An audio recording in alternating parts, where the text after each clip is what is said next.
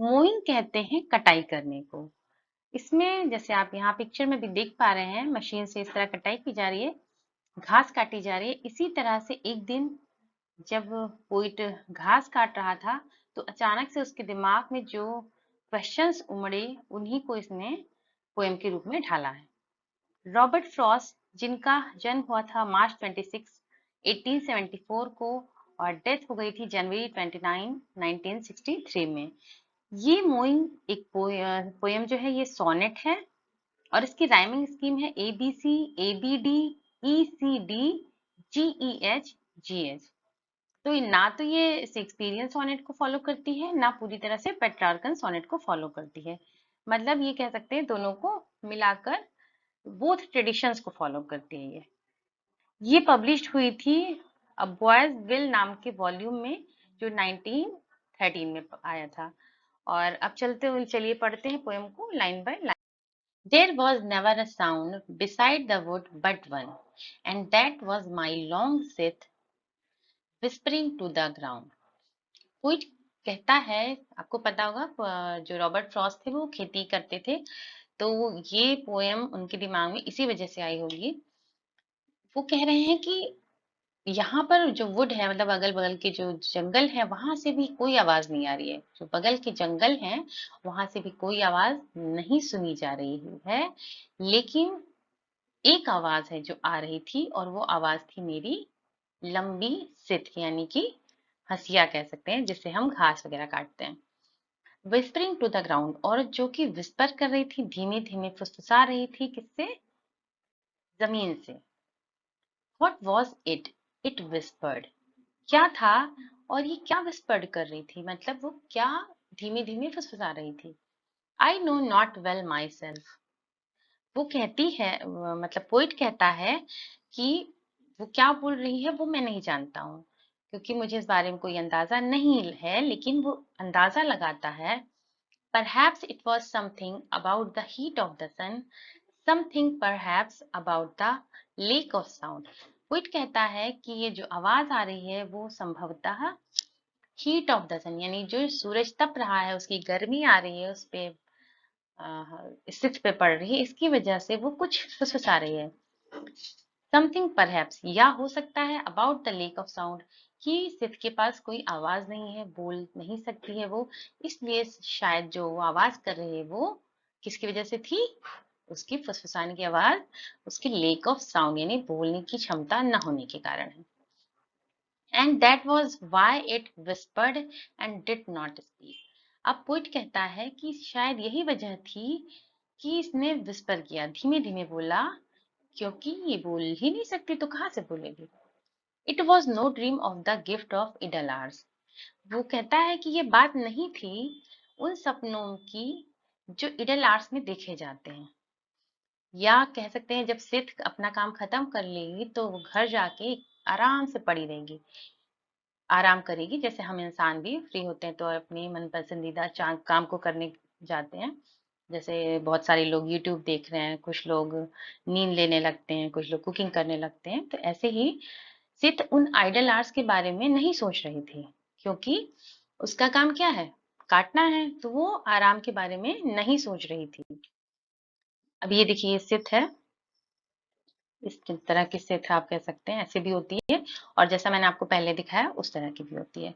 फिर पोइट कहता है, और is he gold at the hand of फे और एल्फ। क्योंकि वो ऐसा क्यों नहीं कर रही होगी, इडल आर्ट्स के बारे में नहीं सोच रही होगी?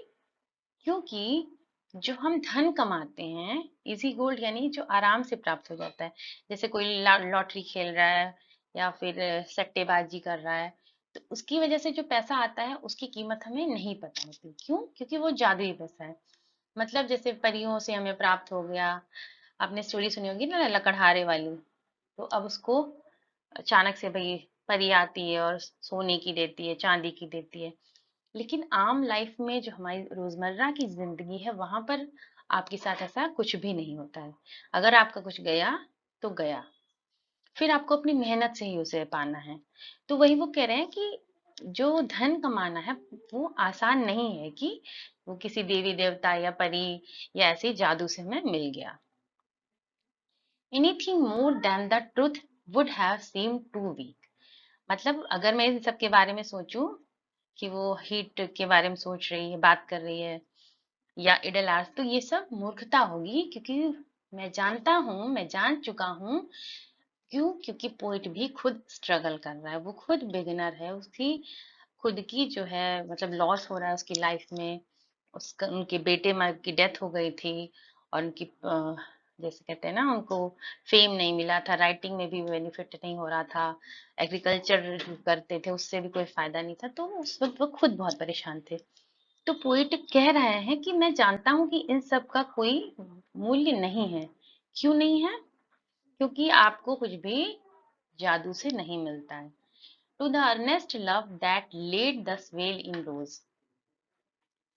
यानी कि जो हम लोग हैं वो क्या करते हैं, अर्नेस्ट लव कह सकते हैं, ईमानदारी से काम करना, प्रेम से काम करना, मतलब काम से प्रेम करना आप कह सकते हैं। कि जो हम हैं लोग हैं वो क्या करते हैं, काम से प्रेम करते हैं, यानी कि काम करके ही कुछ अचीव करते हैं। जैसे कि जो सित है, वो सेल कहते हैं दलदल को। तो ये वहां पे रोज बनी हुई होती हैं किनारे किनारे, तो उनको काटती है। ऐसा नहीं है कि वो साफ जमीन पर काटेगी और जो उबड़ खाबड़ है वहां नहीं काटेगी, वो सारी घास को काटती है।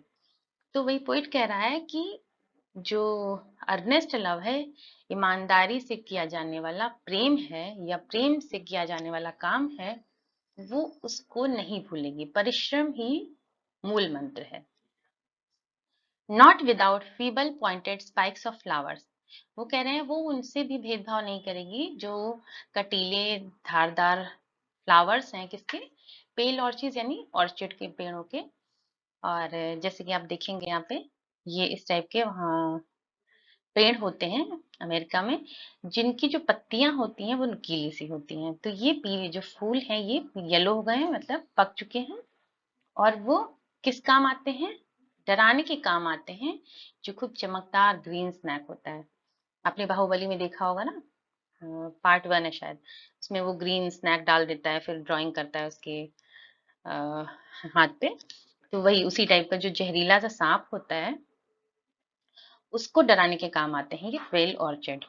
तो वो कह रहा है कि उनको भी वो क्या करेगी, भाई काटती जाएगी। और मूवर जो है यानी कि जो पोइट है, वो अचानक से इनको फूलों को देखकर बहुत प्रसन्न हो जाता है, उसके मन में खुशी उत्पन्न हो जाती है। मतलब कि आग जैसे कोई चीज सूख गई है, उसके बावजूद भी वो क्या काम कर रही है, ब्राइट ग्रीन स्नैप को डराने के काम कर रही है। तो फिर हम लोग हैं, हम लोग क्यों ना मेहनत करें, क्यों ना अपनी जो अचीव करना चाहते हैं लाइफ में वो अचीव करें। तो मेन पॉइंट का यही उद्देश्य है इस बात को यहाँ कहने का। The fact is the sweetest dream that labour knows. वो कह रहा है कि जो सबसे प्यारा देखा जाने वाला स्वप्न है, वो क्या है, वास्तविकता में सबसे अच्छा जो स्वप्न होता है वो है परिश्रम। जो कि परिश्रम के द्वारा नहीं मिल, मतलब बिना परिश्रम किए आपको वो चीज नहीं मिल सकती। Labour knows.